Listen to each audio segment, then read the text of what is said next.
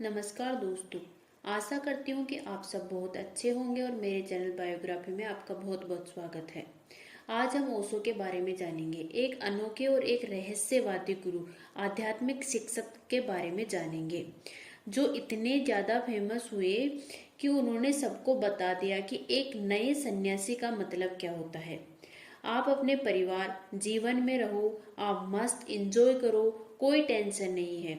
खूब बढ़िया से एंजॉय करो, खूब बढ़िया से खुश रहो। जीवन का असली उद्देश्य ही खुश रहना है। इनको बुकमैन भी बोला जाता है। इन्होंने 1 लाख से ज्यादा किताबें पढ़ी है। ये डेली की 3 से 4 किताबें पढ़ते थे। इनके पिताजी कहते थे कि एक समय घर में लाइब्रेरी हुआ करती थी और अब लाइब्रेरी में घर है। तो आज हम ओशो रजनीश की बायोग्राफी का रिव्यू करेंगे दोस्तों। 11 दिसंबर 1931 को ओशो का जन्म मध्य प्रदेश के एक छोटे से गांव कुचवाड़ा में हुआ था। उनका बचपन में नाम चंद्रमोहन जैन था, जो अपने भाई बहनों में सबसे बड़े थे। उनके पिता का नाम बाबूलाल जैन और माता का नाम सरस्वती जैन था, जो तेरोपंथी जैन थी। ओशो 7 वर्ष तक अपने नाना जी के यहाँ रहे थे। जब ओशो 7 वर्ष के थे तब ओशो के नाना जी की मृत्यु हो गई थी। तब ओशो को अपने माता पिता के पास आना पड़ा था। एक बार ओशो के जन्म के समय उनके माता पिता को उनके ज्योतिष ने कहा कि इस बालक के 21 साल तक हर साल में मरने का योग है और अगर ये बालक 21 साल से ज्यादा जी गया तो ये बुद्ध हो जाएगा। तो ओशो जब 14 साल का था तब उन्होंने कुछ दिनों तक मंदिर में जाकर मौत का इंतजार करने लगा। 7 दिनों तक एक वक्त का खाना खाकर मौत का इंतजार किया, लेकिन ओशो का बाल भी बांका नहीं हुआ। ओशो बचपन से ही बहुत ज्यादा पढ़ते थे, इतने ज्यादा कि इनका एनालिटिकल स्किल था कि वे बड़े बड़े लोगों को अपने रीजनिंग स्किल से चित कर देते थे।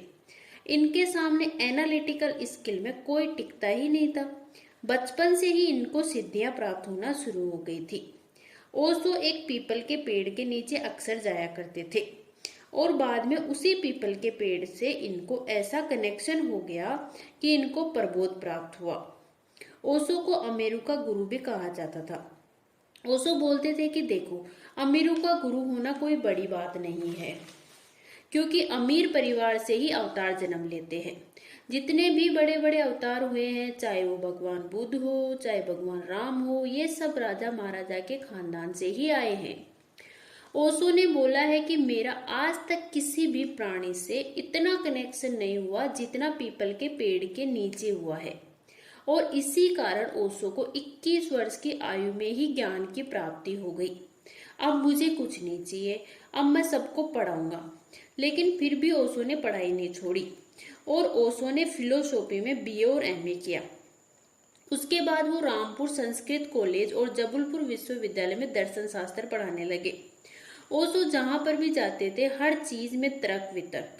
अक्सर लोग तर्क का गलत मतलब समझते हैं और सोचते हैं कि कोई हमें नीचा दिखा रहा है, और यही ओशो के साथ हुआ। प्रोफेसर्स को लगता था कि ये हमसे तर्क कर रहा है तो इसको हटाओ यहाँ से, वरना प्रॉब्लम होगी। तो ओशो के कई बार ट्रांसफर हुए।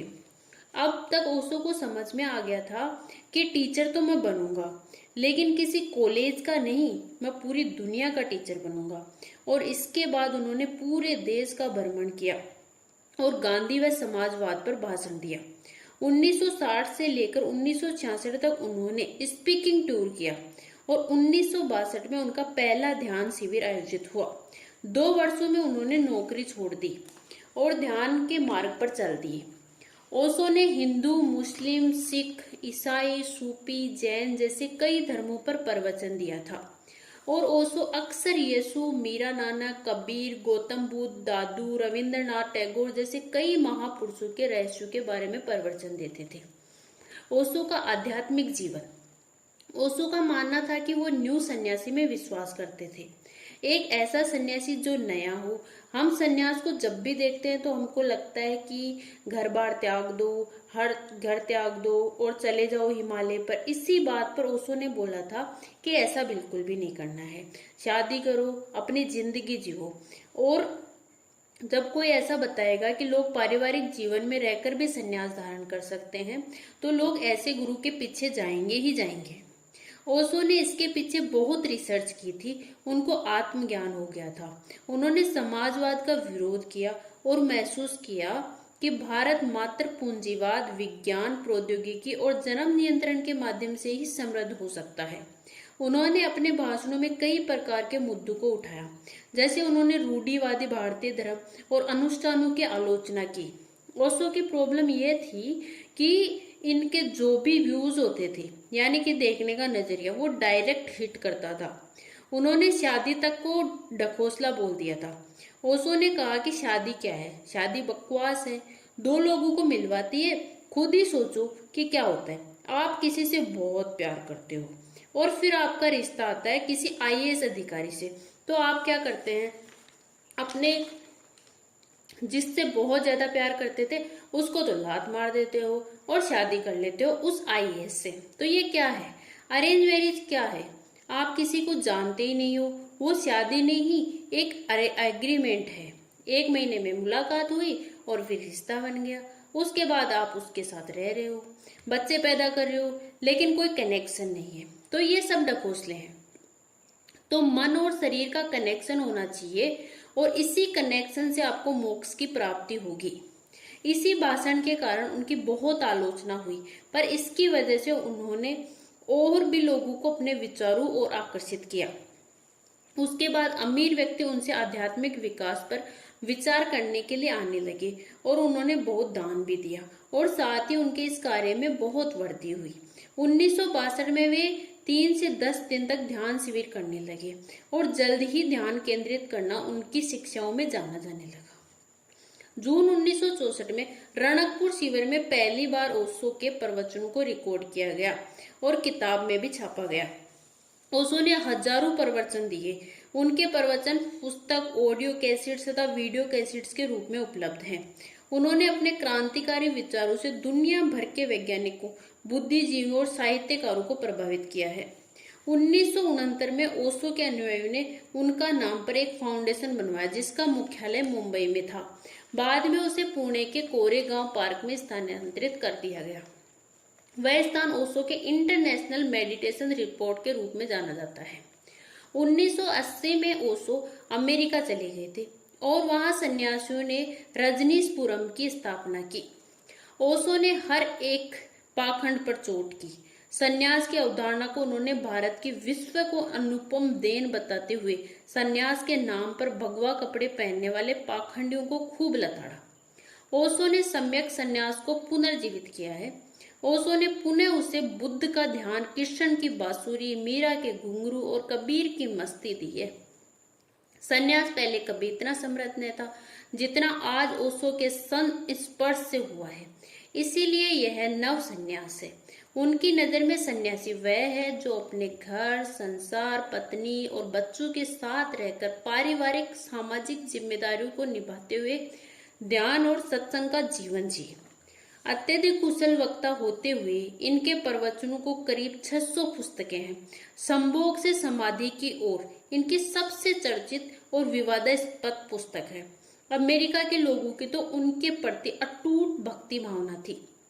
सन 1966 से सन 1970 तक रजनीश के अनुयायी उन्हें आचार्य कहते थे, परंतु सन 1970 के बाद वे भगवान रजनीश हो गए। नाम के आगे भगवान शब्द जुड़ने के कारण उनकी काफी आलोचना हुई।